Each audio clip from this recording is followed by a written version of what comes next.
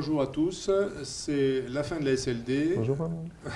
Merci de voir. L'ambiance est excellente, comme vous le voyez. C'est la fin de la SLD. On n'a pas eu la présentation du médicament miracle pour la NASH, mais on a tous bu beaucoup de café en travaillant. Le café semble bon pour le foie, ça a l'air confirmé, mais le thé aussi. Donc c'est de la question, c'est est-ce que ce ne sont pas les polyphénols qui sont bons? Mais enfin, on va quand même rappeler les règles hygiéno-diététiques qui ont de nouveau été l'occasion de maintes et maintes communications en poster principalement. Peut-être en rappelant les règles que nos mamans nous disaient. Pierre, il faut commencer par bien manger. Tout à fait. Outre les calories ingérées, c'est plutôt le moment du repas qui a fait l'objet d'une étude américaine qui a porté sur plus de 9000 patients qui ont été soumis à des questionnaires de régime et suivis par échographie. Dans cette étude, qui a été présentée en communication orale, le risque de stéatose sévère diminue dans 3 circonstances. Quand il y a une fréquence élevée de repas quotidiennement, diminue quand il y a un apport privilégié de calories dans la matinée par rapport à la deuxième moitié de journée, notamment le soir.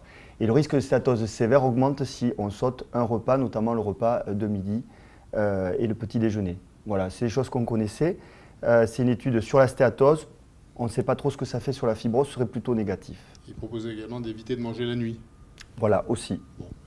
Et même si on mange, parce qu'apparemment dans le pays où nous sommes, les gens mangent beaucoup. Il faut faire un peu d'exercice. Oui, mais comme on a fait ce matin, hein, c'était très bien.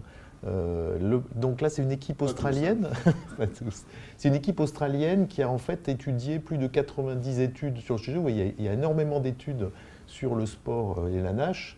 Et ils ont voulu voir si, avec une dépense énergétique équivalente, il y avait une différence entre un sport aérobie et un sport de résistance. Et en fait, la conclusion, c'est qu'avec un sport de résistance, pour des dépenses énergétiques équivalentes, vous avez un effet plus important. Alors, pour vous donner un exemple de sport de résistance... Qu'est-ce que je peux faire comme sport de résistance? Oui, de l'aquagym, par exemple. Autre chose? Pas un grand fan de l'aquagym. C'est pas un fan de l'aquagym. Bon, donc le sport en salle, finalement, même si moi je suis pas très fan, c'est très bien. Très bien. On est fatigué après le sport, Thierry. Donc, tu nous proposes de dormir. Oui. Le rythme circadien intervient très vraisemblablement dans le fonctionnement hépatique.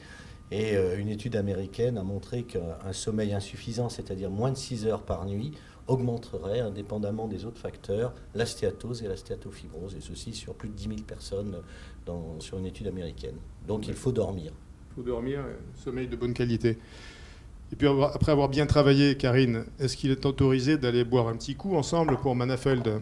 C'est très agréable de boire un bon vin, mais malheureusement les résultats sont contradictoires. Donc j'ai sélectionné 2 communications orales, une américaine où le fait de boire 20 grammes par jour, 2 verres par jour, en fait n'améliorait pas la stéatose sur des données histologiques, et un travail suédois qui montre le contraire. Le fait de boire 2 verres par jour améliore la fibrose hépatique. Donc on n'a pas la réponse.